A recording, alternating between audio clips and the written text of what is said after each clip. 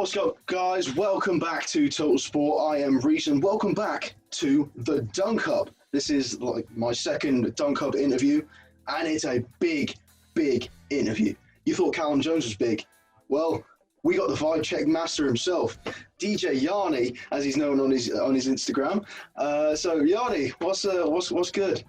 What's the crack? What's occurring? All right, man. Yeah, not too bad. Just enjoying myself, having an 8 out of 10 day. Good, man. Life's sweet, for sure. As it always should be, brought you here to TotalSport to talk about basketball. I mean, basketball is not something you get to talk about a lot, with the hashtag United and everything that's going on with that. I know that you also run your own podcast, the Anytime NBA podcast. You also do some stuff with Mo and Lawrence with Focus Hoops, and also 24 Swish, which a lot of people might not know about. And also you do some stuff with Sky Sports. So how has your journey through basketball in the last couple of years been when you're making so many waves in the community? Crazy, mate. I've no idea. It's carnage, really, isn't it? But I've just always been a hooper. It just is. I just have always been a hooper. From the age of 11, I went to secondary school because of hoops. Like, I chose my secondary school based on the fact they were good at basketball. And yeah, it was only natural. Like, the more I started playing in and around London, just at different runs, I just start meeting people, and then it's just crazy. You end up ascending into the basketball world that way. And I always kick doors down in my line of work, and it all just comes together, to be honest. Yeah, and I mean, you and Mo certainly have done that. You know, being on Sky Sports, you're working with the Harlem Globetrotters, doing trick shots. I mean, if there's something that you wanted to do, you've certainly tried to do it. Yeah, I've definitely fallen into it, 100%. Mate, I'm telling you, it's hectic. Everything's hectic, but it's a great laugh. Zlatan Ibrahimovic once said that he left his hometown of Malmo for an adventure, and he's been on one since. That's the crack. I mean, speaking of your partner in crime in the NBA, what's it like knowing M. Huncho, aka Mo? Do you know what, bruv? Mine and Mo's relationship is just different, man.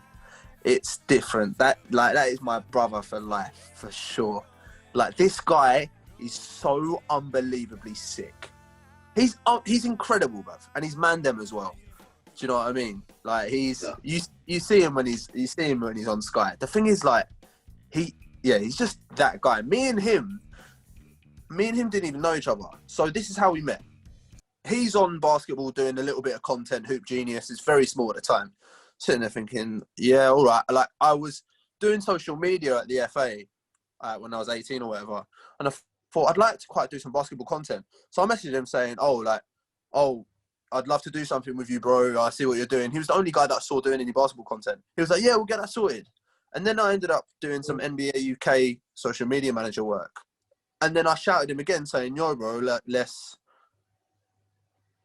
do something. I'm doing some NBA work. And then we never made it happen. And then it just got to a point where he wanted help with some work. Me and him just got chatting. I talked him through a load of stuff.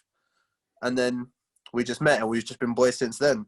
Like, so I helped bust this guy. Like, I didn't even know him. But since then, Mo has been the one putting me on. Like, Mo has, like, the whole Sky production on strings. He runs the whole thing. Does he, like, when you're off camera, does he just come out with tidbits of information just that you just wouldn't ever know? Nah, not really. The guy's a clown. The guy's the clown. The biggest clown. The thing is, he does the whole... I'm a lot less professional than Mo is. Mo does the professional thing. Like, he loves it. He loves it. Puts bare full stops on the end of his tweets and that. Basketball Twitter fraud. Anyway, mate, nah. But he's the biggest clown, bruv. He's giggling away like... He's just Mandem. Like, he's putting me onto so much. But it's just the lesson of life, isn't it? Like, he's putting me onto so much, but I put him on first.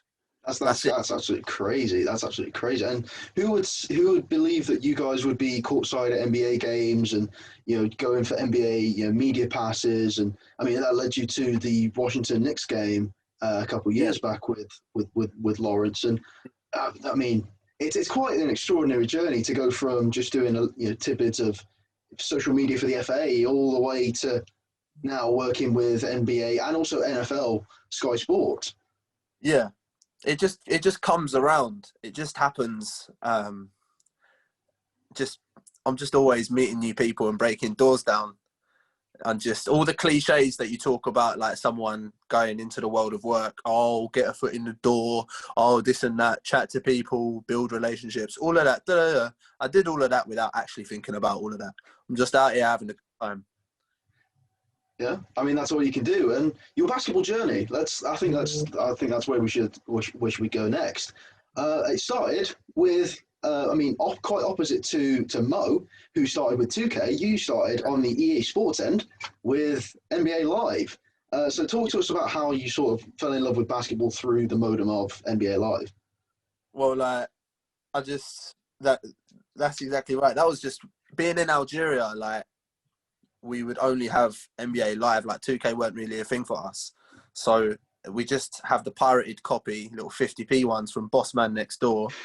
Boom, slap that in, and yeah, just playing NBA Live from early. That would have been NBA Live like 07, 08 or whatever. And like Dirk Nowitzki for the Dallas Mavericks, just like killing it. And yeah, that is such an early start of a journey for myself. And there's a lot that goes into it. My background's pretty nuts. Like the town I've grown up in is like an anomaly, really. Like it's a really basketball heavy town in Kent. Gravesend, like in the summer, like there's bodies, and everyone's a hooper in the town. Like that's what you want to get better at. Like everyone's there on their ones trying to get better. Everyone just wants to get better just to play on court because, do you know what I mean? Like you want to be good in front of the big crowds during summer. That's where it gets like. And you kind of being from London, it's kind of helped you on the way to your media career, really, because that's where all the big locations are. That's where a lot of opportunities come. So really, you have just been the right guy in the right place at the right time. Yeah, I guess so, man. There's just so much happening in London. I'm just there all the time. Just people don't understand how I'm there all the time. I just just always you train. you got some magic Yannis, like you got some duplicates going around doing everything for you. Man's everywhere for sure. Everyone knows I'm active. I'm the most active Don. So I think we should, kind of talk about some NBA news and get some of your opinions on some of the big headlines at the moment. Oh, One that I actually haven't had a chance to talk with anyone yet, and I want your opinions on this. The Westbrook and John Wall trade. yes. Swapping over the Wizards and the Rockets. I just want you to chime in. Who do you think won that trade? I like it for the Wizards. And the Wizards had to give up a first-round pick. But Russell Westbrook was really good last year. Really, really good. He averaged over 27 points per game, over 7 assists, shot 50% from the floor, was playing really well, and he didn't even really suit that Rocket system. The Wizards are already talking about how great he's been in the locker room. He's great to have around. I don't know how many like quotes and things that we need to read of his teammates going, "Oh my, no, Russell was the best teammate I've ever had." Like, how many times do we need to hear that from people before we actually believe it? The trade is fantastic, and the point of me saying all that is the only reason we're wondering who won the trade is because there's a narrative around Russell Westbrook that he's not that guy. He's really good. I'm not sitting here saying he can win you a championship, but he's really good. On the flip side, it's not that bad for the Rockets at all. Westbrook didn't want to be there, and they need to blow it up. Getting John Wall is really not that bad. I really like John Wall, and of course he hasn't played since 2018. Barely. And so, yeah, it's really interesting to see John Wall and DeMarcus Cousins on the same team with Houston. There are narratives coming out of the NBA's neck. So many narratives coming up in the upcoming season. But the Wizards just added a top 20 player in the NBA, having already had one in Bradley Beal. So now the Wizards have got 2 top 20 players in the NBA. Stinks of a playoff. Yeah, definitely. I think that they can definitely push for some sort of playoff contention. And I think when you have, I mean, do you think that this seals that Bradley Beal is going absolutely nowhere? Because there were rumors of him traveling to, doing what LeBron did and going down to South Beach. Do you think that Bradley Beal is staying put?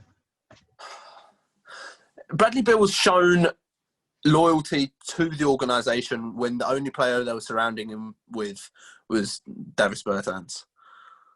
And so Bradley Beal's gone through the last 2 years of CAC. It seems silly and against the point, counterproductive for Beal to push a trade when they've just acquired a top 20 player in the NBA. Especially when he could have just not signed the contract extension, which he didn't sign that long ago. So, yeah, I'd like to think that Bradley Beal stays, for sure. Definitely. And I've just mentioned the Miami side. They obviously were quite the underdogs in the playoffs going forward. They lost to arguably the final boss of the NBA in LeBron and AD. Or as Mo kind of said, French Montana and Drake. Yeah, no, they're so good together. They are that good together. Yeah. But I mean, what do you see for this? I mean, they are my boys, the Miami Heat. I love Bam. Tyler is one of my favorite players at the moment. What do you see for Miami coming into the season? When I was on the Tyler Hero hype train throughout the playoffs, I was sitting there talking about this kid's ceiling being a guy that could average 25 points per game in the NBA, which just doesn't seem that wild. Now, it's been a while since I've watched Tyler Hero play, so we'll have to see what's what. But what I was seeing from the kid was incredible. They were initiating offense through him. He was navigating pick and roll. He was fearless, of course, which is the word everyone uses all the time. Really, really impressive from Tyler Hero. So it will be another year to see what the Miami Heat can do and how they can develop. It is essentially where it's going, right? What can we see from Bam? What kind of steps up can we see from Tyler Hero, Bam Adebayo, and Duncan Robinson? And Jimmy's going to be Jimmy, of course. The Heat added Avery Bradley, a little bit of defense there. So we'll see what the crack is. I really like the idea, before it all got shaken up, of Bradley Beal going to the Miami Heat. But that's no longer a thing. Unfortunately not, because I would have really liked to see that. I would love to have seen I mean, now that we don't need a shooting guard because we have got Tyler Hero who can, do that business. But Jimmy and Bradley and Bam and I mean Goran as well. I think he's one of the most underrated players in the NBA. I don't know what you think about that. Yeah, I mean he was 20 points per game in the playoffs, just hitting big shot after big shot, shooting well from three, and just being an absolute assassin. And all at the age of 35, 36, which is incredible. But he's really good, and he deserved the contract extension there from the Heat. There was obviously a shadow of doubt as to whether he was going to re-sign with the Heat, but it kind of seems like they've got something special going on over there. Even though the NBA right now is just so hard to win. It is disgustingly hard to win. And there are so many teams that are going for it. Oh, yeah. This season, everyone's going for it. I mean, from last season, the Wizards. Like, we've got a very healthy NBA. We've got a very healthy NBA coming up. The only top 20 player we're missing is Klay Thompson, unfortunately. But even then, there's still a big draw to the Golden State Warriors. There's worse players to lose. Bless him, Klay Thompson. I hope he comes back. But at least we still have Steph Curry, etc. And, of course, Kevin Durant and Kyrie Irving over at the Brooklyn Nets. I watched that game last night at 1 a.m. Pre-season, Nets versus Wizards. Kyrie and KD are outrageously good at basketball. I mean, something that the Nets have been needing for so long. And I mean, it's, I was watching the Raptors Golden State Warriors finals, live, and I saw KD pull up. I was like, I mean, you kind of wanted the Raptors to win, but you don't want to see that injury. So it's pretty cool to see Warriors come back. Doesn't get injured. Yeah. That's I mean, it's definitely cool to see KD come back. I mean, he even put 15 up in his debut, playing 24 points. 24 minutes, sorry. KD is one of those guys that just can do it no matter when. So, I mean, what were your feelings on, how good did Kevin Durant look in his debut? Oh, not in his debut, his return. His return. It feels like his debut. He hasn't played for so long. He looks really good. They're going to have him coming off pin downs. They're going to have, it looks like less ball handling duties than he had in Golden State. Of course, in Golden State, they loved having Steph Curry coming off those screens, coming off those whip rounds, off those pin downs. But in Brooklyn, he's got Kyrie. So, and it already looks like they're Their chemistry's on point. They're two guys that went to a team. They really want to be there. Like, it's not often you get to do that. Like, get your boy and be like, okay, we're going to this team. And they've been able to do that. So, yeah, I'd really like to think that they're going to do absolute bits. And this is a team in Brooklyn that, for the past 2 years, have really put together some good regular seasons, put together some good wins, notable wins, ones that tell you a lot about Brooklyn's team. And they've kept all their pieces and just added Kyrie and KD. That's all they've done. The same team plus Kyrie and KD. It's outrageous to think about. Right, for this little bit, I'm going to need some props. So, I don't know how much memorabilia you have. I was watching some of your, some of the content over on 24 Swish, and you picked up 2 jerseys. You picked up the Knicks one, you picked up the Wizards one with Porzingis, and you've got Wall on the back of the other one.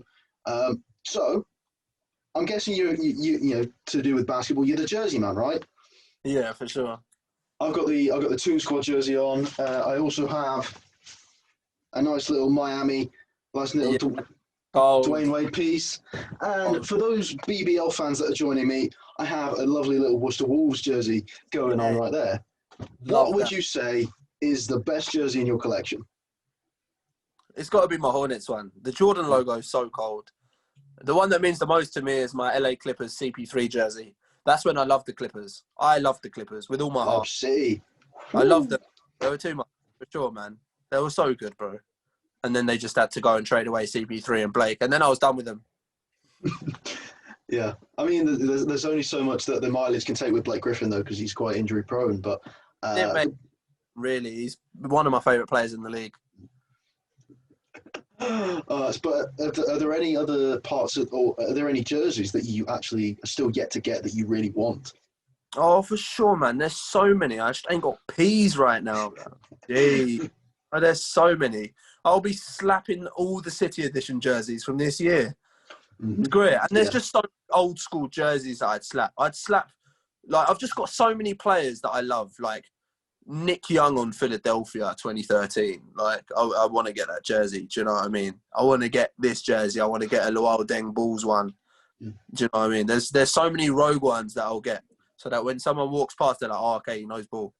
Do you know what I mean? You just don't have to say anything. For sure, you don't have to say anything. I've got Andrei Kirilenko on the back of my jersey. This man knows ball. AK-47 action. We'd love to see it. Sure. But anyways, I think that I would probably be cash-jar-sized in the British basketball community if I didn't actually ask you about British basketball. And I mean, I'm not expecting you to have watched much, but with the Sky Sports coverage, there's a lot more that can be done with the British basketball community. Have you managed to catch any of the games from the BBL? Yeah, for sure. I watched the Sheffield game, which is great because of Mike. And who's my guy. But yeah, no, it's fantastic. Nat Coombs, who's obviously hosted the show, is the guy behind the Anytime NBA show. So that's my guy. That's kind of like OG for me. So that's pretty cool to see him on that. And he wasn't previously really that involved with basketball, but he did keep a close eye on the NBA. So it's nice for Nat to start getting into it. And I don't think there's anyone really right now that could do a better job than that. Which is class. But having it is great. I know so many hoopers in the league. Do you know what I mean? I know so many Dons that are playing in and around and just playing basketball in this country. So quite frankly, having that is great. And I was at Riders games last year. Like the BBL live experience is fantastic. The more we can grow that, the better, because people need to realise that it is lit. It is, and I mean, I'm biased because being in Worcester, it's quite the atmosphere, especially when you got 2,000 people in the arena. I mean, maybe if you swing by the Midlands, we'll have to get you some courtside tickets. I told you, mate, I'm active. I'm everywhere. Oh, Yanni, thank you so much for joining me here on the Dunk Hub. It's been great to chat hoops with you. It's been great to maybe pass the vibe check. For sure, man. Big vibe check. Yes. Come on. Get in. That's what you love to see. That's what I live for. No, thanks for having me, man. Always good to chat ball. There's nothing better than chatting ball. I've said it many times. As always. And if you do like this sort of content, then please do stick around and subscribe to Total Sport to never miss any of our videos. We range from basketball to football to any other interviews that you could like to see. So click that subscribe button. Make sure you click the notification bell as well, and I will see you next time.